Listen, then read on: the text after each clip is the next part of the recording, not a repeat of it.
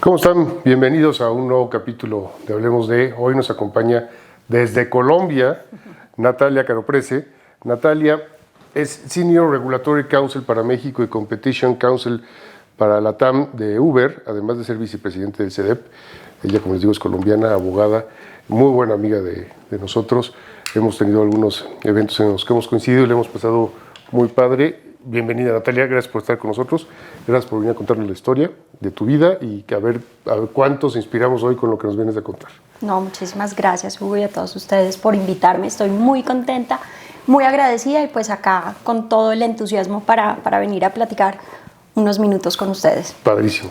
Como te decía hace ratito antes de entrar al aire, tú eres la rockstar, tú nos vas a contar tu historia, yo aquí nada más vengo a poner la cara y haré algunas preguntas, pero adelante, por favor. Cuéntanos, Natalia, ¿cómo empezaste? ¿Por qué eres abogada? ¿Por qué empezaste con todo lo que hiciste en Colombia, con lo que estás haciendo en México? Cuéntanos tu historia, por favor. Perfecto, muchas gracias. Bueno, yo soy hija y nieta de abogados y sobrina de abogados, entonces ahí tengo una vena jurídica muy fuerte, una influencia muy fuerte por parte pues, de mi familia.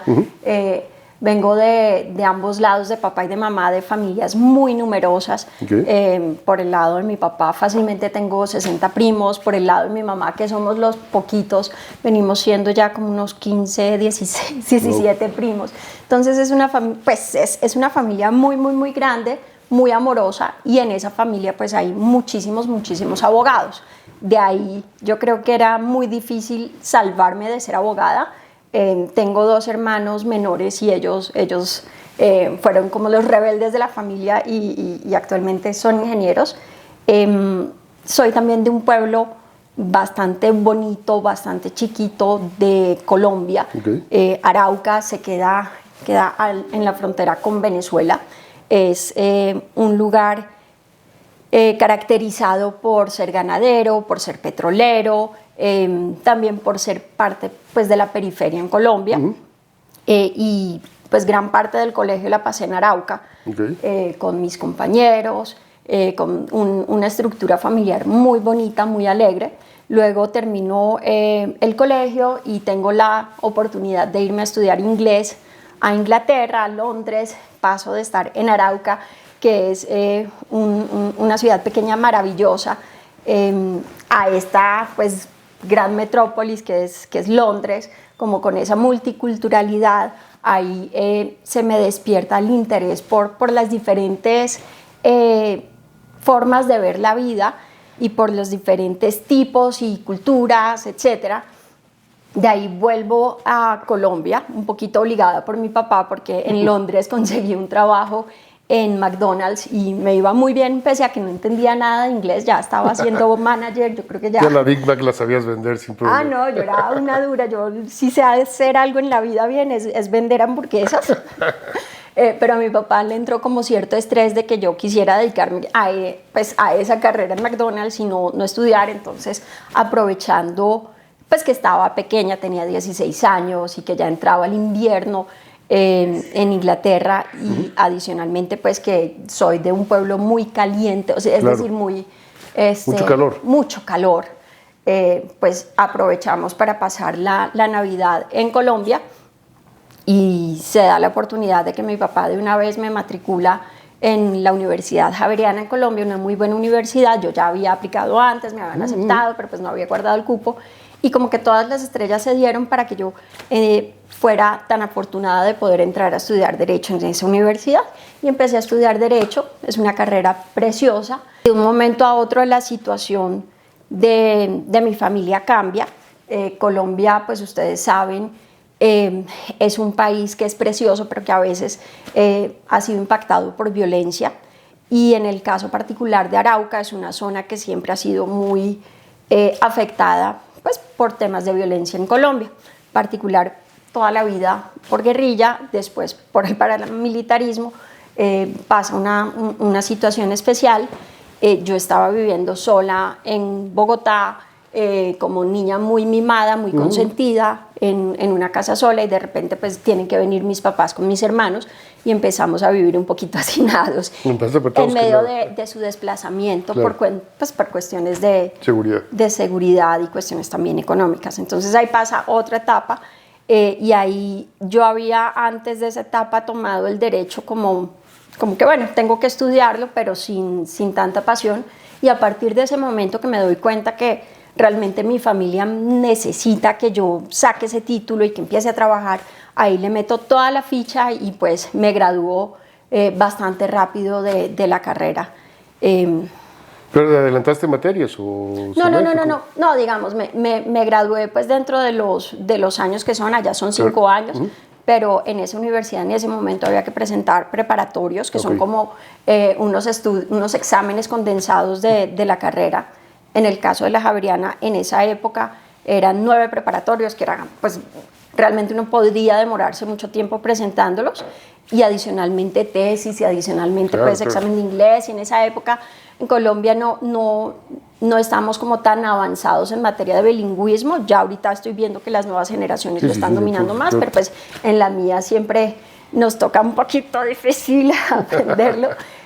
Y bueno, ya ahí me graduó como abogada y afortunadamente pues empiezo a trabajar primero con una tía abogada y después... ¿En su oficina o su despacho? En su despacho, Okay. sí. ¿Y ahí arranca tu carrera? Ahí arranca mi carrera. Tengo la fortuna de haber presentado un examen acá como el Ceneval, y en ese examen pues me fue muy bien, me gané un reconocimiento por parte del Ministerio de Educación, que es como la Secretaría de Educación de acá, y sí, empiezo mi carrera como con esa fuerza que da ese reconocimiento. Oye, y entonces la verdad es que yo te entiendo perfectamente porque mi familia es igual, yo vengo de generaciones de abogados y ahora mis hijos ya no quieren ser abogados, yo creo que ya se acabó la gracia, pero bueno, y después del despacho tú, a ver, déjame te lo pongo así, yo toda mi vida trabajé en despachos, yo nunca trabajé en una empresa, toda mi carrera profesional desde el segundo semestre de la carrera hasta el día de hoy ha sido en despachos, y no me hago yo, y a lo mejor me gustaría trabajando en una empresa, pero tú tienes las dos visiones. ¿Cuál fue tu decisión? ¿Por qué te cambias de una empresa? Bueno, más bien, ¿cuál fue tu trayectoria ya como abogada postulante en despacho y cómo llegaste a Uber? Wow, eso fue una trayectoria larga. Después de terminar la carrera y de trabajar unos meses en el despacho de mi tía, me regreso a Inglaterra como a McDonald's. A McDonald's otra vez, a seguir mi pasión y a pues, seguir aprendiendo inglés. Luego vuelvo, empiezo a trabajar en gobierno. En ese momento se llamaba Ministerio del Interior y de Justicia, en una dirección bastante interesante porque tenía muchas aristas, pero básicamente éramos los abogados de las normas en Colombia. Entonces, en Colombia pasa que los ciudadanos, cualquier ciudadano puede presentar demandas, acciones de nulidad en contra de normas de rango inferior al legal o acciones de inconstitucionalidad en contra de las normas de rango legal. ¿Sí? Y se van ante la Corte Constitucional o el Consejo de Estado y se entablan procesos judiciales. Esos procesos judiciales tienen varias personas que pueden intervenir, además pues, del demandante, ciudadanos, los diferentes ministerios o lo que son acá las secretarías. Cualquier persona puede intervenir. Y ahí yo me dedicaba a preparar, pues con otros compañeros que son muy juiciosos, intervenciones para defender las normas. Entonces ahí estuve 2 años. ¿Defendías al Estado o al gobierno? Defendía al Estado, defendía el ordenamiento jurídico. Ahí también adelantamos un proyecto que fue precioso y hace parte como de lo que yo quiero dentro de mi corazón, y es el proyecto que en ese momento se llamaba Racionalización del Ordenamiento Jurídico. Y era... Veamos cuántas normas han sido expedidas desde 1886, que en algún momento fue como la fecha de corte del proyecto, que era como la fecha de la expedición de la anterior Constitución, hasta ese presente, con el fin de revisar, bueno, qué es lo que está rigiendo y qué no. De ahí sacamos como, a partir de consulta de diarios oficiales, luego anales del Consejo de Estado, gacetas de la Corte Suprema de Justicia, etcétera, para ver cuál era el inventario de normas y ver qué normas estaban o no vigentes, con el propósito de luego sacar unos decretos únicos normativos que compilaran como qué es lo que estaba vigente o no en determinado sector. Eso lo hice, pues yo estuve trabajando en ese proyecto 2 años. Pero fue por estudio, o sea, fue por recopilar, estudiar, revisar. Es maravilloso, porque es que el Estado parte de la base de que, y la ley parte de la base de que la ignorancia a la ley no sirve de excusa, y eso por supuesto es lo que nos permite a nosotros funcionar como sociedad. pero pues vivimos en un volumen de normas impresionante. Nosotros de abogados no podemos saber a ciencia cierta qué es lo que rige específicamente un caso, porque por allá en 1800 no sé cuánto pudo haber salido algo que todavía de pronto está vigente, ¿no? Que a nadie se le olvidó, que nadie lo quiso abolir o, exacto, o por ahí funciona tal. Exacto, o que te sacan así y eso genera mucha inseguridad jurídica y obviamente eso impacta las relaciones entre las personas. Entonces de ahí ese fue un trabajo muy bonito, como muy ñoño, muy nerdo, de mucho análisis. Luego tengo la fortuna, ahí mientras tanto estaba estudiando una maestría en Derecho Económico, y luego tengo la fortuna pues también de pasar al sector privado, a un despacho. Baker McKenzie, estuve trabajando en el área de litigios. Hubo un momento como el primer mes en donde yo paso de estar trabajando y revisando temas de bien común a empezar a revisar temas de peleas entre grandes compañías por plata, ¿no? Entonces, y a facturar horas y todo esto, sí, claro. Exacto. Y la facturación de horas, que es bien interesante. A mí me parece que el pasar por despachos o el trabajar en despachos genera una formación impresionante. Eso da un bagaje, un capital de conocimiento y de habilidades que es muy conveniente para los abogados pasar por ahí. Si bien no necesariamente tengan que trabajar toda la vida en despachos, sí que pasen por ahí porque forma muchísimo. Es una gran escuela, sí. Y genera pues muchísimos casos, o sea, hay muchos mentores. Y te genera también una disciplina especial, ¿no? Total. Porque todo lo que tienes que hacer para ver a 35 clientes al mismo tiempo y estar cumpliendo, entonces es una disciplina. Estoy de acuerdo contigo. Total. Y genera cierto tema de manejo del tiempo. Como en últimas los despachos venden por supuesto conocimiento, pero venden tiempo. Tenemos horas. Exactamente, horas. Genera ciertos mecanismos de manejo del tiempo que a veces también terminan rayando la cabeza. A mí me pasó, yo después de Baker McKenzie me fui a hacer otra maestría en el exterior, en Erasmus University, en Rotterdam, sobre Derecho Comercial, y luego volví a otra firma que se llama Lloreda Camacho en Colombia. En total estuve trabajando más de 8 años en despachos de abogados, y cuando llegué a Uber, por lo menos durante los 3 primeros meses, tenía un Excel en donde registraba mis horas facturables y no facturables, y me estresaba cuando no eran facturables. Oye, porque estaba rayada. Sí, claro, te entiendo perfectamente. Yo sí lo hago. Llevo 30 años facturando todos los días. El día que no haga eso me voy a volver loco. Pero bueno. Exacto. Y entonces estás en despacho, te vas a estudiar la maestría a Rotterdam, regresas a un despacho local, ya no internacional como Baker, y te toca pues ver todos los problemas locales y te vas a Uber de ahí. Sí. Y en Uber, además del Excel que tenías, ¿cómo fue ese cambio cultural total? De que Uber es una empresa que tiene, para quienes no lo sepan, tiene una cultura internacional impresionante. La verdad es que yo creo que temas de diversidad e inclusión es de las primeras empresas que empezaron a generar mucho ruido. En tema de darle oportunidad a quien tuviera que darle oportunidad, hay que reconocerle ese valor a Uber y esa idea que ha crecido. No es comercial, agarren el coche que quieran, pero la verdad es que creo que eso sí hay que reconocerlo. Entras a Uber y ¿cómo te va en Uber? Totalmente de acuerdo, Hugo. A mí me llaman de Uber.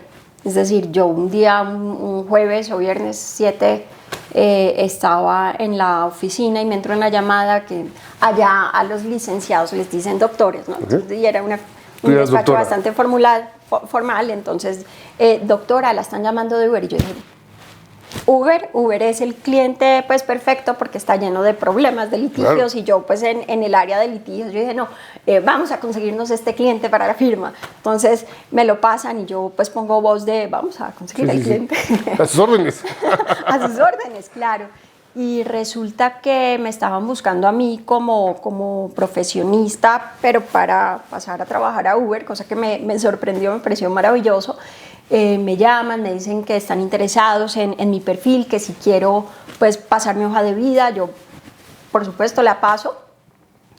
Pero claro, queda como en shock porque pues no estaba particularmente buscando ese cambio. Claro. Y esto era 2017, Uber estaba pasando por varios asuntos reputacionales muy fuertes, ¿sí? Ahí pasó, sobre todo en el primer semestre, y temas de ambiente laboral pesado frente a mujeres, etcétera, ¿no? Eso es lo que uno escuchaba en la prensa. Y por supuesto pudieron haberse presentado casos. Yo en lo particular no presencié nada de eso, y pues no era en Latinoamérica. El caso es que presento pues entrevistas. En esas pues yo advierto que me iba a ir de vacaciones próximamente. Ellos me dicen no hay problema. Por supuesto Uber tenía las videoconferencias ya súper insertas en su ADN, claro, desde que surgiera antes de la pandemia y todo esto. Entonces mi proceso de entrevistas y de caso y de todo fue por internet, virtual, y adicionalmente yo estaba viajando. Entonces nos habíamos ido con mi esposo y mi hijo, que en ese momento tenía menos de 3 años, de viaje, y andando maletas, y entonces en esas pasa una cosa, y es que yo firmo contrato estando en un aeropuerto, así pues como ahorita firmamos muchos contratos, pero en ese momento no era normal en el celular. Un DocuSign casi. Un DocuSign, sí, ese básicamente. Y vengo a Colombia a renunciar a mi trabajo. ¿Al despacho? Al despacho. En todo el trajín yo no me había dado cuenta que estaba embarazada. Entonces ya llego a Colombia y me siento rara y me hago la prueba casera y efectivamente estoy embarazada, y resulta que el lunes tengo que madrugar pues para poder renunciar con tiempo y hacer todas las cosas, etc. En la mañana el lunes voy efectivamente a que me hagan una ecografía, sale que efectivamente estoy embarazada, y entro yo en shock porque yo decía, los de Uber van a pensar que yo les metí gato por liebre. Ese era mi pensamiento en ese momento, ¿no? Y como imponiéndome limitaciones yo, y empecé a llorar, de una parte pues contenta por el bebé, claro, o la bebé, y de otra triste porque yo quería ese trabajo. O sea, lo que pensabas tú es que Uber iba a creer que tú le estabas mintiendo y que sí, que yo le estaba mintiendo. Okay. Entonces, lo primero que hago antes de renunciar al despacho es que llamo a mi manager de Uber y le digo, oiga, le tengo esta noticia, y él me dice, no, tú solo con buenas noticias, me dijo yo. Ah, qué buena respuesta. Divina la respuesta, pero yo dije, este hombre no me escuchó. Entonces le repetí, yo estoy embarazada, 1000 gracias por la oportunidad, yo te puedo firmar un disclaimer, o sea, yo ya... sí, como siendo echando la oportunidad por de lado, y me dice, no, tú acá eres bienvenida. Yo digo, no. Entonces ahí sí que llego con más veras a presentar mi renuncia, pues con los días, etcétera, al despacho en donde estaba trabajando en ese momento, que también era un despacho pues en el que yo me sentía muy cómoda, muy bien. Pero ante esta reacción de Uber y de mi manager en particular, pues fue maravilloso. Entonces, lo que yo puedo decir es que Uber a mí me hace, pues digamos, desde la perspectiva legal, era difícil que hubieran revocado, ¿no? Claro. Porque ya estaba firmado, y pues el tema de discriminación, todo esto, pero realmente me sentí bienvenida. Y cuando llegué a Uber me di cuenta que no era solo yo, sino que había pues otra abogada que también había sido contratada más embarazada que yo, y otras personas posteriormente habían sido contratados pues mucho más embarazados de lo que yo estaba en ese momento. Entonces es una política de inclusión de verdad. Sí, qué buena respuesta, qué buena política, y qué padre que lo hagan, la verdad, eso es increíble. Sí. Te voy a interrumpir aquí tantito. Y déjame, porque hasta ahorita veo puras cosas buenas, que el crecimiento de tal. Sí. Seguramente en tu carrera, en la universidad, en el primer despacho que trabajaste, en la maestría, en Baker o en el otro despacho, tuviste algunos problemas para crecer con clientes, con jefes, con lo que sea. Sí. No me digas nombres para no quemar a nadie de mis amigos abogados, pero seguramente hubo algún momento en que te sentiste que estabas dando todo y que necesitabas dar más.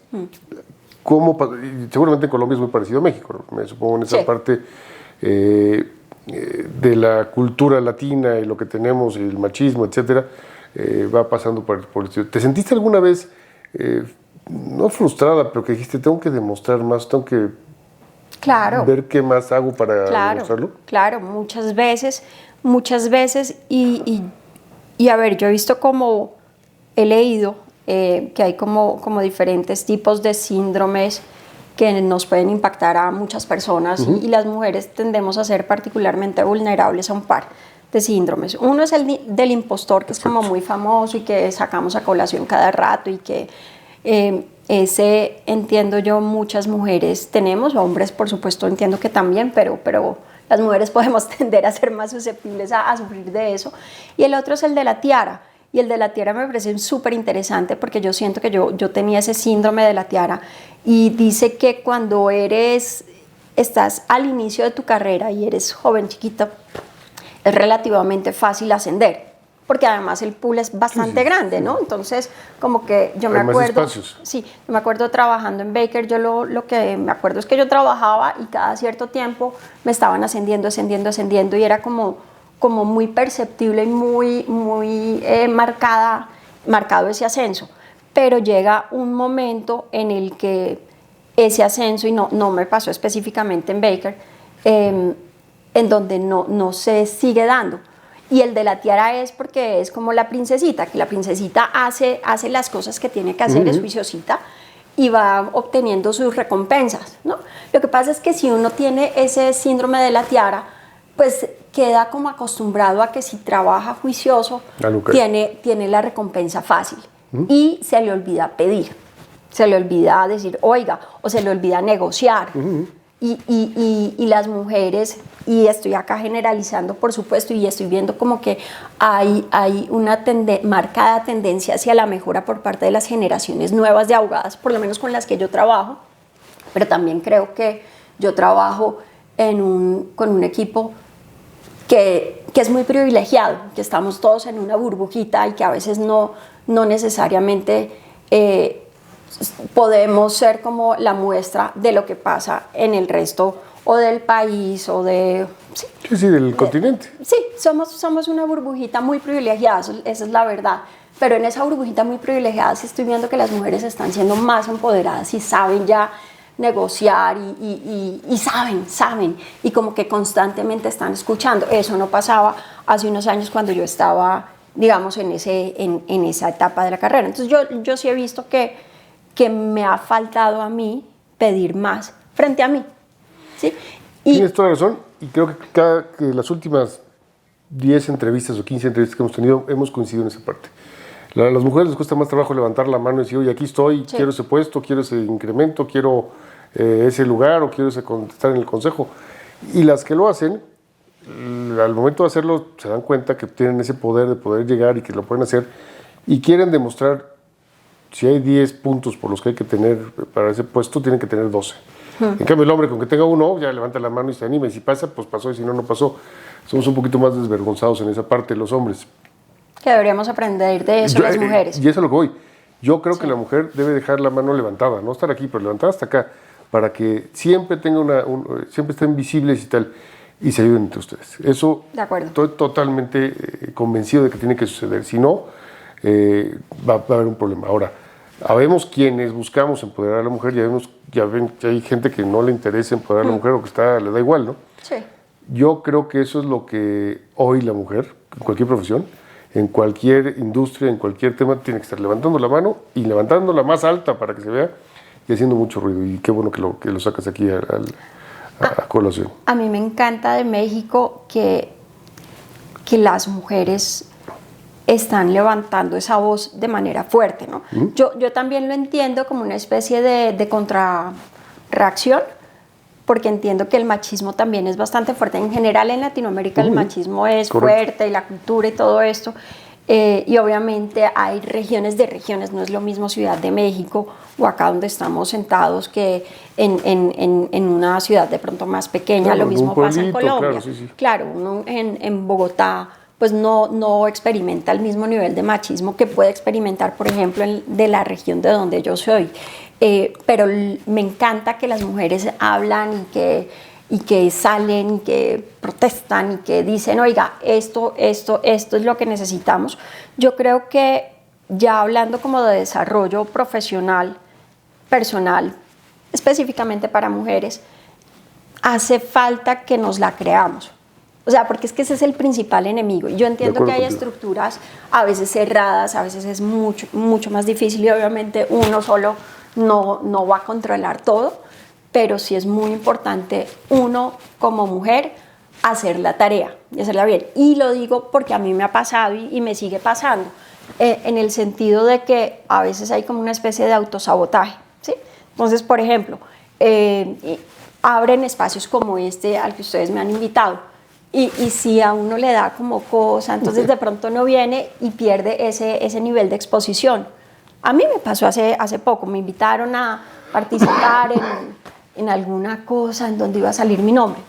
Y yo, no sé, se me pasó, y yo creo que eso fue un autosabotaje mío, porque perfectamente habría podido sacar media hora, diligenciar bien el papel, claro, el formulario, todo, un cajón diferente. y lo fui dejando por eso mismo, y es porque no creía como lo suficiente, o no le saqué el tiempo suficiente. También es un tema de ser inteligentes y estratégicos frente a qué le apunto, porque otra cosa que también veo que tendemos a hacer las mujeres, por lo menos lo hablo yo desde mi perspectiva personal, es que tendemos a llenarnos de muchas cosas y de muchas cosas que no necesariamente generan un impacto importante. O tienen un impacto favorable, etcétera, pero no necesariamente es el impacto que va a permitir como dar ese salto en la carrera. Claro. Y veo que los hombres tienden a ser más estratégicos con eso, y eso es algo que las mujeres tenemos que aprender. Espacios, por ejemplo, de ser profesor. Uno va y ve y pues hay más profesores hombres que mujeres. Y claro, a veces es por estructuras de patriarcado y todo esto, pero a veces también porque las mujeres no participamos como proactivamente. Y a mí me pasa, a mí me han invitado y yo como que a veces ejercito el no donde no debo. Claro, pero tienes mucha razón porque... Entonces, es ser estratégico. Y tienes razón, yo te iba a comentar, hay diferentes industrias en las que normalmente han sido acaparadas por hombres. La financiera, que creo que ya va creciendo mucho el poder de la mujer. La de transporte, que también está creciendo también la presencia de la mujer dentro de esta parte. La minera, que creo que es donde hay que pegarle un poquito más, porque pues minería hay en todo nuestro continente y la verdad es que creo que está muy, muy cargada hacia los hombres. La de los abogados, cuando yo empecé hace 30 años, había muy pocas mujeres, muy pocas, te puedo decir que era el 1% de abogadas, normalmente eran las asistentes, la gente de recepción, las que estaban en los despachos. Hoy creo que está cambiando y está creciendo, eso me da mucho gusto, pero tienes razón, la verdad es que hay que buscar incrementar la presencia de mujeres en puestos de dirección, en puestos de consejos de administración, en posiciones de toma de decisiones para crecer. Y eso, la única forma de hacerlo es apoyando, no mujeres y hombres, apoyándonos como personas para crecer y para demostrar que realmente somos iguales y hacerle ver a la gente que somos iguales y que podemos tener la misma capacidad y, ¿por qué no tener mejores beneficios en esa parte? Pero te agradezco que me digas eso porque eso para mí es una de mis pasiones y uno de los retos que tengo por lo menos que ver a corto plazo y tratar de mejorar en esa parte. Tú estás en Uber, entras a Uber con esta fabulosa respuesta que de veras me encantó. Ojalá algún día me presentes sí. a este señor porque me encantó la respuesta. A mí alguna vez me tocó despedir o me pidieron que despidiera a una mujer porque estaba embarazada. Me negué a hacerlo y la verdad es que hasta la fecha me estoy muy orgulloso de haberlo hecho. Eso fue hace 20 tantos años y estar embarazada no tiene nada que ver. Es una bendición estar embarazada, qué padre. Pero bueno, llegas a Uber, estás en Colombia, estuviste un buen rato en Colombia, desarrollando todo lo que tiene que ver Uber y todas las capacidades que tiene que ver Uber, y luego te vienes a México. Ay, sí, qué emoción. ¿Qué haces en México? Yo toda la vida he querido trabajar en el exterior, en algo diferente a quemarme las manos volteando hamburguesas.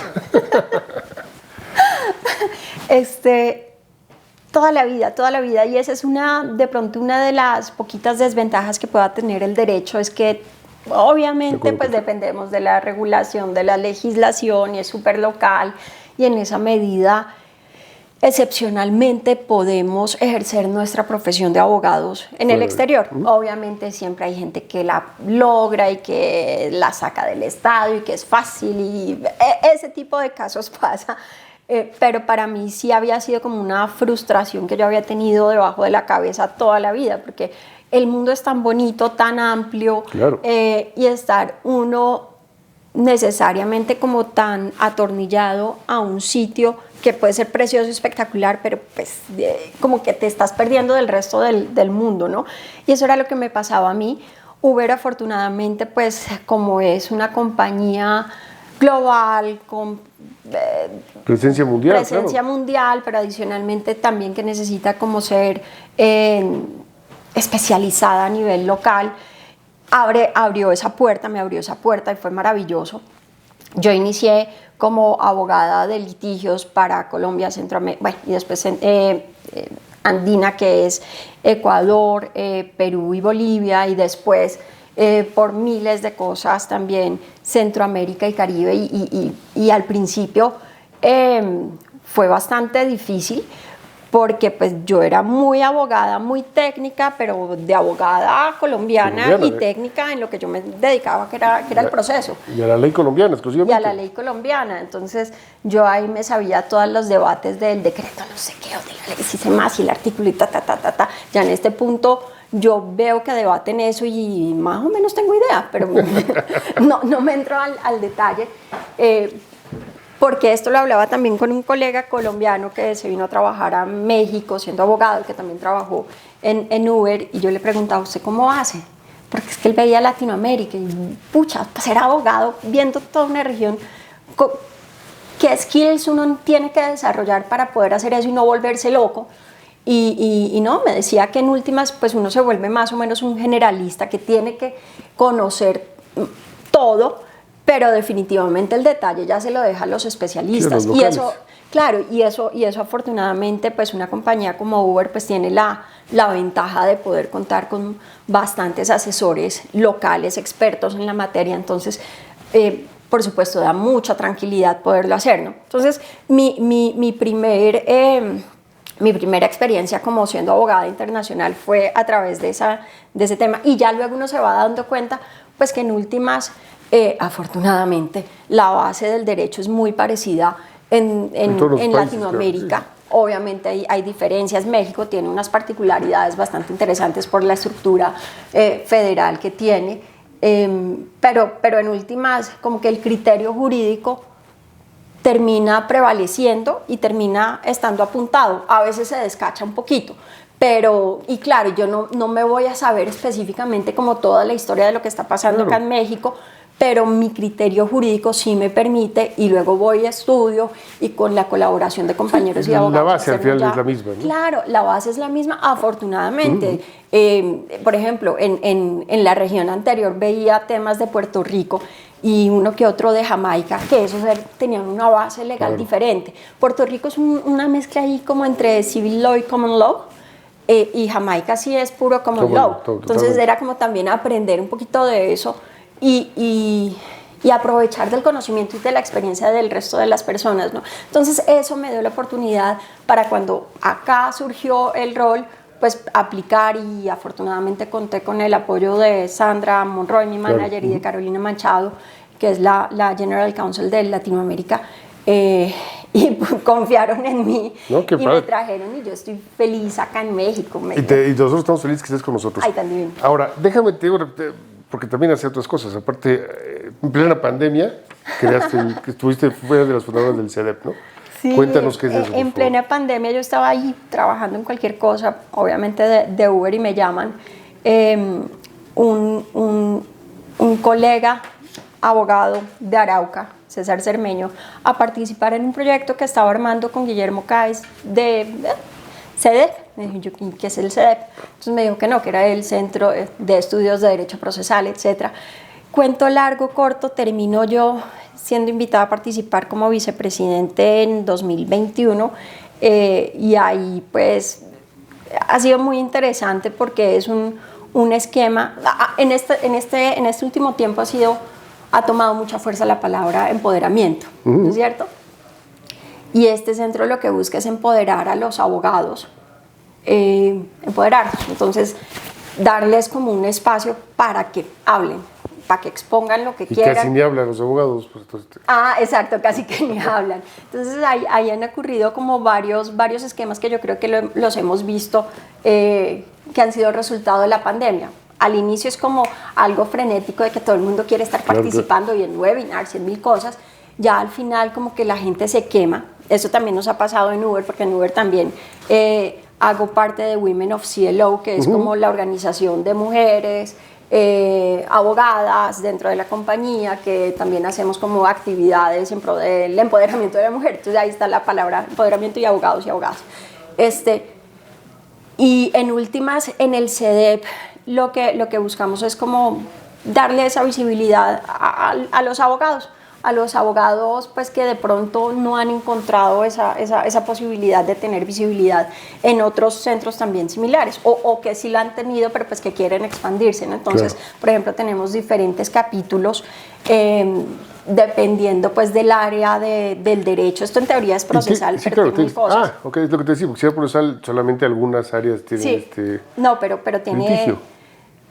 Pero fíjate, tenemos tributario, hay un capítulo de equidad de género, hay capítulo de sostenibilidad, padrísimo, qué bueno, civil, etcétera. Además, pues de los capítulos como, digamos, no son ordinarios estrictamente de procesales, pues hay de todos, digamos. Sí, no es estrictamente procesal.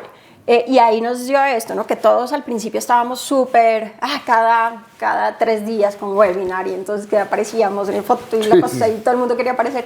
Ya al final no, la gente como que está cansada de tanto webinar y ya en este más punto, selectivo. Exacto, ya en este punto pues estamos desarrollando, por ejemplo, diferentes diplomados en diferentes asuntos, en insolvencia, en derecho penal. Ahorita vamos a lanzar uno en innovación y derecho, que es bien interesante. Oye, a ver, ya me hice bolas, a ver, abogada, te metes en esto, estás en Uber, estás en el CEDEP, estás en todos lados. ¿Y a qué hora trabajas, mamá? ¿A qué hora trabajas? No, yo trabajo, o sea, la parte la principal es trabajo. Entonces, ¿qué eres mamá? ¿No te da el día? Pero finalmente sí da, porque Uber es muy flexible. Algo que me parecía muy curioso, sobre todo el primeros 2 años de trabajar en Uber, es que mi manager me ponía como goal, como propósito, pasar más tiempo con mi hijo. Yo decía, bueno, pero es que yo estoy trabajando, o sea, a mí me pagan es para trabajar acá en esto, no para mejorar la relación con mi hijo, porque es que como cuando yo tuve al nené, estaba trabajando en despacho y trabajaba pues largas horas y todo esto, el vínculo mamá-nené no era como el más fuerte, ¿no? Entonces eso me lo pusieron de goal, pareció súper interesante. Y en últimas toca ser es como muy organizado. Ahorita que por ejemplo estoy en regulatorio acá en México, también tenemos un equipo muy bueno y trato como de automatizar, como son 32 regulaciones más la federal, eso es para volverse loco cada vez que a uno le preguntan si se puede o no hacer algo. Entonces acá lo que siempre buscamos es como tener la tablita con la respuesta ya armada, que hay que cada rato estar actualizando la tabla, pero eso hace que tienda a ser más eficiente el trabajo. Y en últimas, pues es el conocimiento general de la compañía que hace que las cosas sean relativamente más fáciles. Pues mira, para los que dicen que tener mucho esfuerzo. Sí, no, felicidades. Para los que dicen que el trabajo de abogados in-house no es tan pesado, no es tan envolvente como el de un abogado de despacho, que platique contigo, porque la verdad es que los times que harías ahorita serían de 18 horas en lugar de 8 facturables. Felicidades. Qué bueno que estés en México, qué gusto que estés trabajando en México, qué gusto que estés dándole apoyo a Uber. Felicidades a Uber por esas políticas que tienen. Ojalá todas las empresas del mundo lo tuvieran, sería increíble. Felicítalos a nuestras amigas de Uber. Diles que falta Carolina nada más de venir y ya estaremos aquí platicando. Gracias por estar con nosotros, Natalia. Muchísimas gracias, Hugo. Muchísimas padrísimo, gracias a ustedes por disfruté muchísimo esta plática. Nos toca el juego de palabras.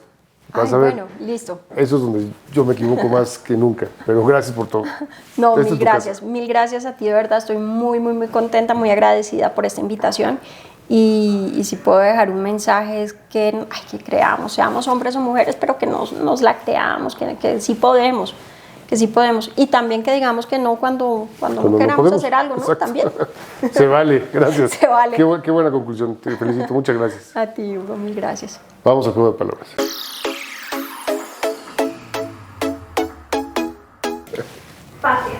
¿Patria? Colombia. Para mí. Un cariño especial a México. Hogar.